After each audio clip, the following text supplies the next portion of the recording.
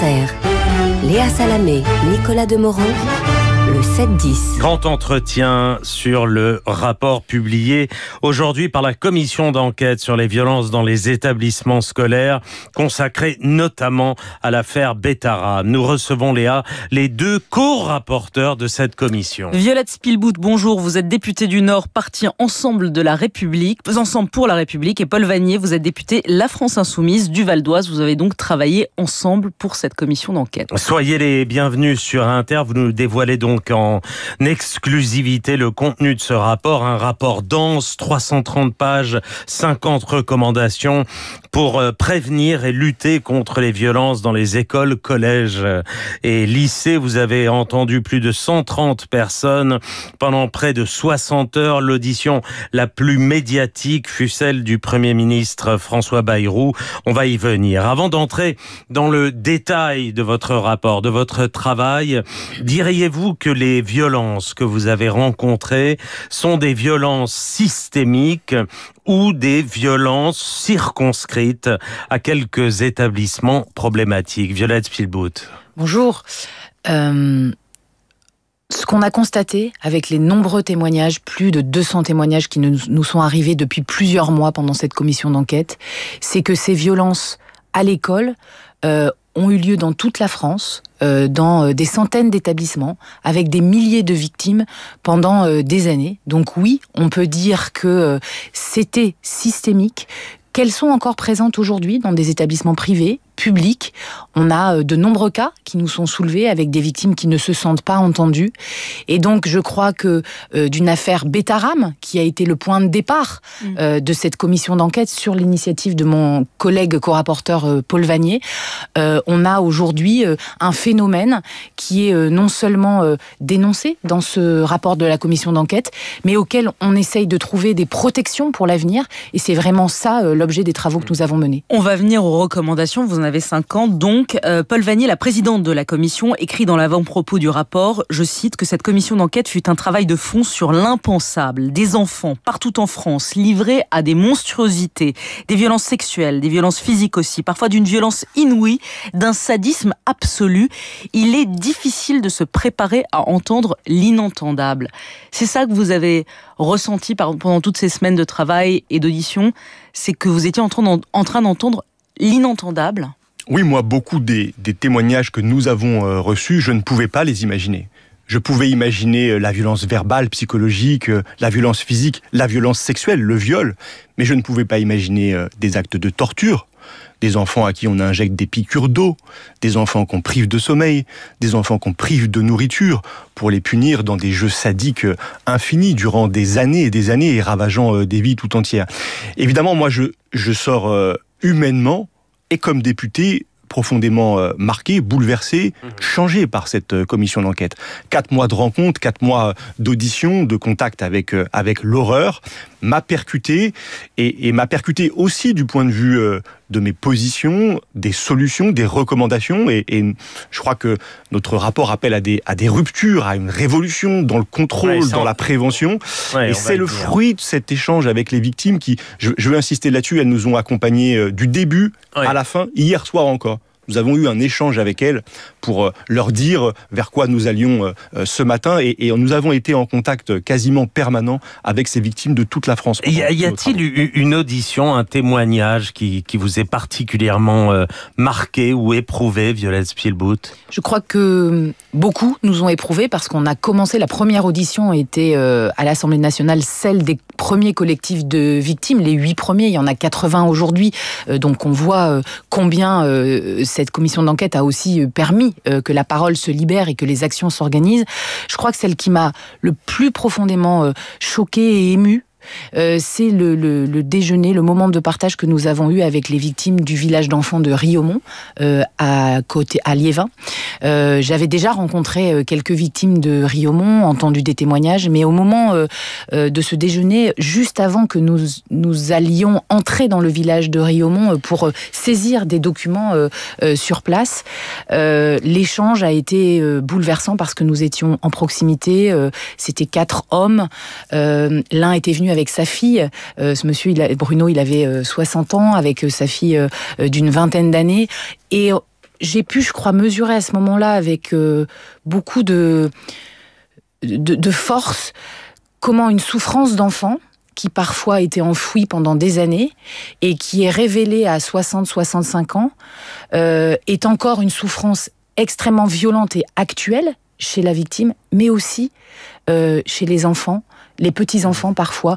Combien une violence sur un enfant marque toute une génération. Et c'est le cas de beaucoup de victimes qu'on a rencontrées. Et combien ces violences sur les enfants, et vous l'écrivez au début du rapport, combien ces violences sur les enfants ont été largement occultées pendant des années, comment on ne voulait pas voir.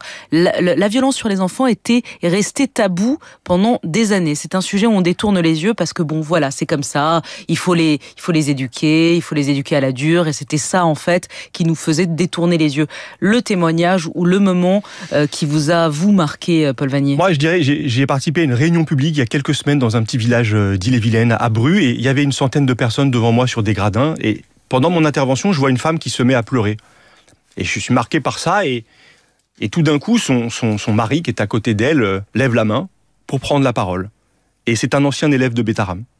Et il prend la parole, et peut-être pour la première fois, il exprime les violences dont il a été l'objet. Et je vois dans ce moment... D'abord, la persistance des conséquences des violences. Cet homme a presque 50 ans et il porte aujourd'hui encore cette souffrance. Je vois comment ces violences ravagent la vie des victimes, la vie de leurs entourages, avec sa femme bouleversée, absolument transie par les sanglots. Et puis, je vois ce moment auquel nous contribuons tous ensemble et qui est un moment salvateur, celui de la libération de la parole, parce que pour la première fois, il dit devant d'autres ce dont il a été la victime.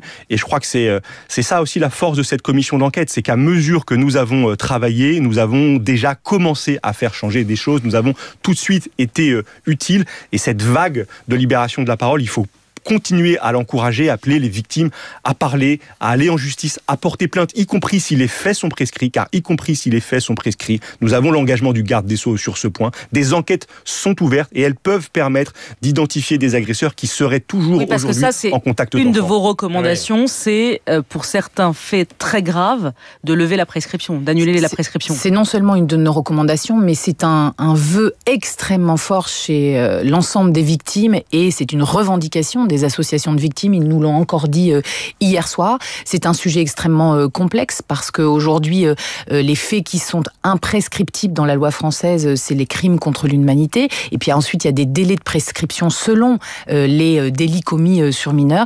Mais c'est un sujet sur lequel nous avons travaillé ensemble avec Paul Vannier.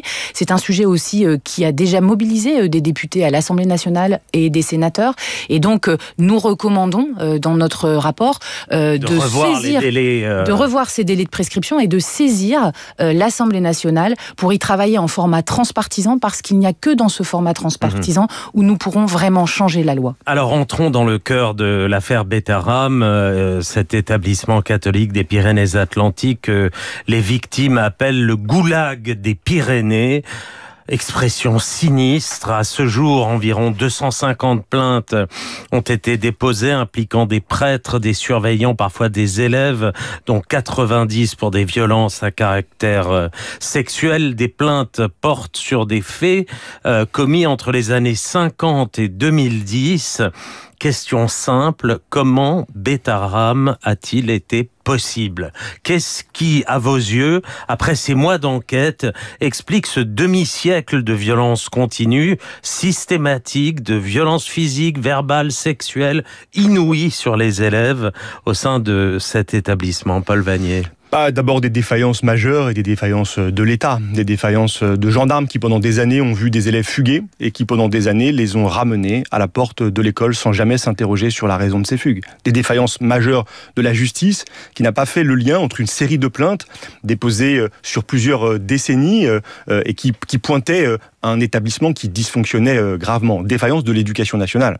Avec un rapport dont on a beaucoup parlé, d'inspection en 1996, bâclé, ni fait ni à faire, commandé en urgence, un inspecteur qui se rend quelques heures sur place, qui écrit son rapport le week-end, qui est transmis le lundi matin au recteur et à François Bayrou, qui dit tout et son contraire, avec une conclusion qui blanchit l'établissement, mais un rapport qui décrit aussi des faits de châtiment corporel, le supplice du Perron notamment, et donc c'est toute une chaîne de responsabilités, une responsabilité locale. Le supplice du Perron, c'est mettre un enfant en petite tenue, la nuit, dehors, dans le froid, l'hiver, pour le punir, jusqu'à ce que cet enfant, c'est Marc Lacoste-Séris, souffrant d'une hypothermie telle, soit envoyé à l'hôpital. Et dans le livre d'Alain Esquer, on décrit qu'il a frôlé l'amputation. C'est dire la gravité des actes qui ont été imposés à ces enfants. Ces défaillances, je veux dire, ce sont celles de l'État. Et puis, il y a une omerta. Il y a une culture du silence qui tient à beaucoup de choses, qui est particulière aux établissements privés sous contrat, en particulier aux établissements catholiques, qui tient à des enjeux de réputation de ces établissements, qui tient au fait que les fédérations de parents d'élèves, il y a une seule fédération de parents d'élèves dans l'enseignement privé, donc il y a un pluralisme qui n'existe pas, et donc et des vous phénomènes de huis clos. Je cite, le rôle central et plus qu'ambigu de l'association des parents d'élèves. Exactement, parce que à la fois, elle constate des violences, parfois elle passe des signaux d'alerte, et nous avons saisi à Bétharram des comptes rendus de conseils d'administration qui en témoignent, mais toujours elle agit du point de vue de l'extérieur comme un organe qui va couvrir l'établissement, préserver sa réputation. Et pourquoi ?